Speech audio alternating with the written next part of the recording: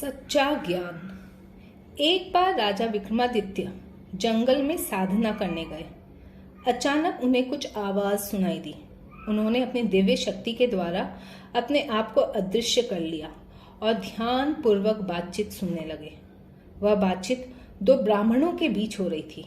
उनमें से एक अन्वेषक यानी खोज करने वाला था, जो हड्डी को देखकर मृत्यु का समय बता सकता था। उसने एक हड्डी उठाई और अपने मित्र से बोला, यह एक हिरण की हड्डी है जिसकी मृत्यु 4 वर्ष पूर्व हो चुकी है।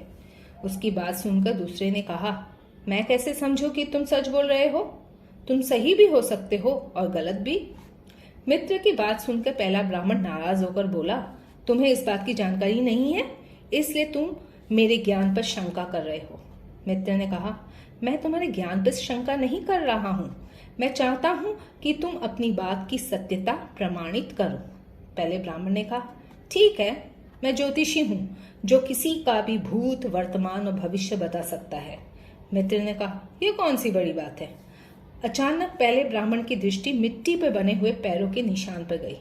उसमें कमल के फूल का चिन्ह था और वह दिव्य लग रहा था। उत्साहित होकर उसने कहा, अरे इन पद चिन्हों को देखो, ये साधारण चिन्ह नहीं है, ये तो किसी महान व्यक्ति के हैं जो इधर से गया है। उसके मित्र ने फिर से उसे चुनौती दी, जिसे सुनकर पहले ब्राह्मण ने कहा, चलो पता लगाते हैं। दोनों पद चिन्हों के पीछे चलते हुए एक स्थान पर पहुंचे जहां एक लकड़हारा था।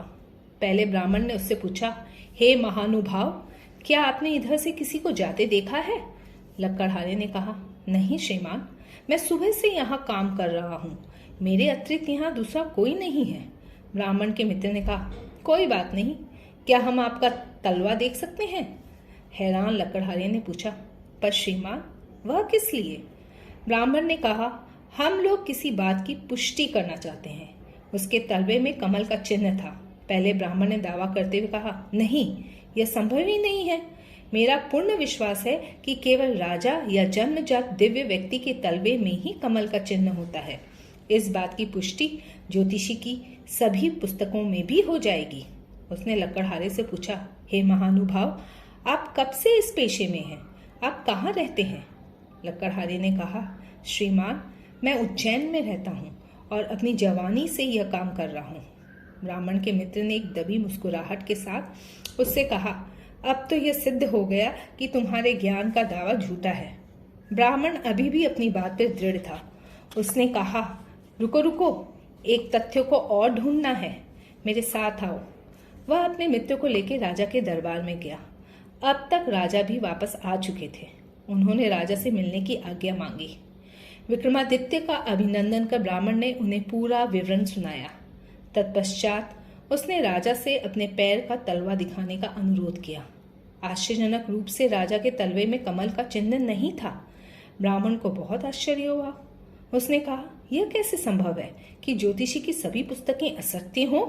राजा ने कहा, नहीं ज्ञानी पुरुष, वे असत्य नहीं हैं, पर हाँ, ज्ञान प्राप्त करने वाले को अपने ऊपर पूर्ण विश्वास होना आवश्यक है, अन्यथा उसका ज्ञान अधूरा रहता है। तत्पश्चात विक्रमादित्य ने अपने तलवे पर चढ़ाया आवरण हटाकर कमल का चिन्ह ब्राह्मण को दिखा दिया। राजा ने कहा, मैं ही वह लकड़हारा था जिससे तुम जंगल में मिले थे। मैंने तुम दोनों का विवाद सुन लिया था। जब अपने ही ज्ञान के विषय में तुम्हें शंका हुई, तब मैं जानता था कि तुम मेरे पास अवश्य आओगे। इसीलिए मैंने अपने पैर के तलवे को एक दूसरे चमड़े से ढक लिया था। हे ब्राह्मण, हालांकि तुमने ज्ञान प्राप्त किया है, पर वह अभी अधूरा लगता है। जिसे पूर्ण ज्ञान प्राप्त न हुआ हो, वही अपने ज्ञान की सत्यता को परखना चाहता है।